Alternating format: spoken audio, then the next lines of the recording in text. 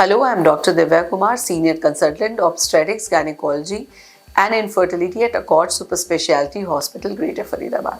आज मैं एक बहुत ही simple but very important topic लेके आई हूँ कि सिजेरियन सेक्शन के बाद अपना ध्यान कैसे रखना चाहिए। Caesarean section is a major surgery जो प्रेगनेंसी के बाद एक मोड ऑफ डिलीवरी है। डिलीवरी के दो मोड होते हैं, नॉर्मल डिलीवरी और दूसरा होता है caesarean. Caesarean is like a major surgery. इसमें हम स्किन के ऊपर कट लगता है, आपके एब्डोमिनल कैविटी के अंदर हम जाते हैं, यूट्रस के ऊपर कट लगता है।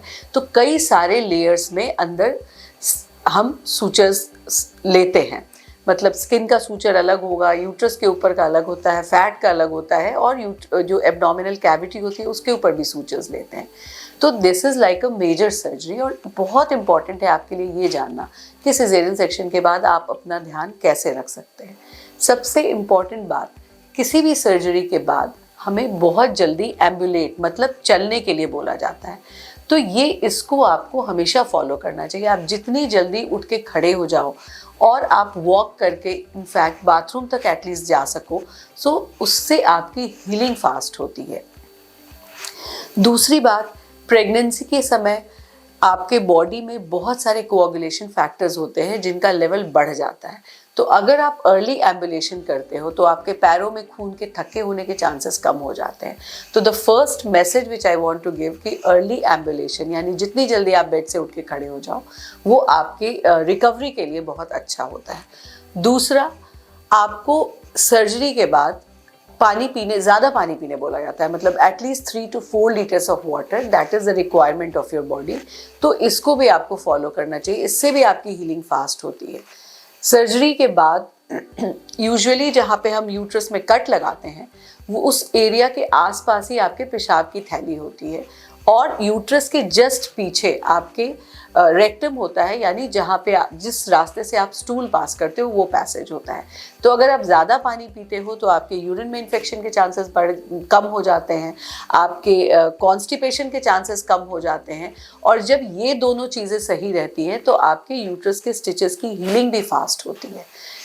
और इसके अलावा जब आप प्रेगनेंसी के इमीडिएटली बाद ब्रेस्ट फीड कराते हो बेबी को, तब भी आप अपने बॉडी से वाटर लूज करते हो। देन अगेन आपके हार्मोन्स का विड्रॉल होता है तो आपको पसीने भी बहुत आते हैं। तो इन जनरल आपके बॉडी से बहुत सारा वाटर लूज होता है थ्रू डिफरेंट ऑरिफिसेस। इसको रिप्लेनिश करने के लिए आपको 3 से 4 लीटर पानी ज़रूर पीना चाहिए। तो अगेन ये दूसरा रूल है हीलिंग का कि कीप योरसेल्फ हाइड्रेटेड। अब सब लोग हमारे से पूछते हैं कि हम एक्टिविटी कितनी करें। तो जो एक्टिविटी अलाउड होती है वो आपका अपना केयर मतलब self care and baby care, यही 2 एक्टिविटी आपके लिए अलाउड होती है in the first 6 weeks after caesarean section.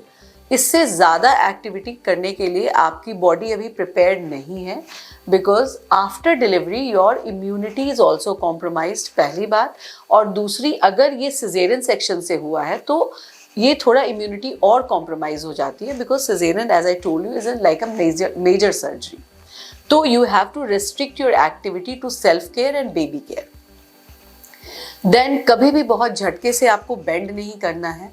कोई भी काम जिससे आपके बॉडी के ऊपर एक्सर्शन हो रहा है वो नहीं करना है।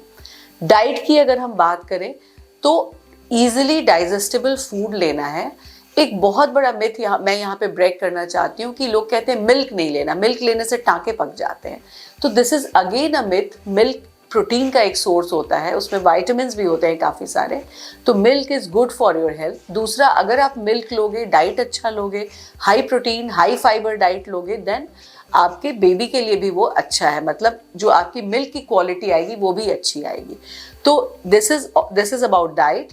Then coming to exercise, exercise बहुत ही जेंटल लेग के एक्सरसाइज होते हैं जो पोस्टपार्टम एक्सरसाइजेज आपको ड्यूरिंग डिस्चार्ज, जब आप सिजेरियन सेक्शन के बाद डिस्चार्ज होते हो तो usually we teach you these simple exercises. बस उतनी ही एक्सरसाइज आपको करनी होती है। Last and but very important thing कि कभी भी आपको अगर एंजाइटी इश्यूज हो रहे हैं जो आपको सिजेरियन या नॉर्मल डिलीवरी किसी भी टाइम में हो सकते हैं, स्पेशली सिजेरियन में ये इसलिए ज़्यादा हो सकता है because you have undergone a major surgery. तो एंजाइटी इश्यूज हो रहे हैं तो always share with your partner और with your family members, because postpartum depression एक बहुत ही कॉमन एंटिटी होती है जो प्रिवेंटेबल होती है, बट कई बार अगर हमने उसको इग्नोर किया तो ये बहुत ही सीरियस कंसिक्वेंसेस भी इसके हो सकते हैं। एक और क्वेश्चन हमारे से बहुत कॉमनली पूछा जाता है, क्या सिजेरियन सेक्शन के बाद एब्डोमिनल बेड लगाना ज़रूरी है? तो इसका आंसर ये है कि बहुत साल पहले जब हम ये सिजेरियन सेक्शन के लिए जब आपके पेट को ओपन करते थे तो वो एक लंबा यानी वर्टिकल स्कार होता था, तो उस केस में लगाना निहायत ही ज़रूरी होता था बिकॉज ये हर्निया को प्रिवेंट करता था। लेकिन अब जब हम जो पेट को ओपन करते हैं तो वो स्कार हॉरिजॉन्टल होता है, तो इस केसेस में ज़रूरी नहीं होता बिकॉज हॉरिजॉन्टल स्कार अपने आप में ही हर्निया को प्रिवेंट करता है। बट आप एब्डोमिनल बेल्ट अपने कंफर्ट के लिए लगा सकते हो क्योंकि आपका पेट कभी कभी लटक जाता है उस स्कार के ऊपर, तो उससे कभी कभी स्कार के नीचे पसीना आना या उस वहाँ पे दोबारा इन्फेक्शन भी हो सकता है। तो अगर आपका ऐसी समस्या है कि आपका पेट उसके ऊपर लटक रहा है तो डेफिनेटली आप एक एब्डोमिनल बेल्ट लगा सकते हो जो आपको कंफर्ट करेगा। So this is all about how to take care of yourself after cesarean section. Keep yourself fit, healthy, follow these rules और इससे आपकी रिकवरी बहुत फास्ट हो जाएगी।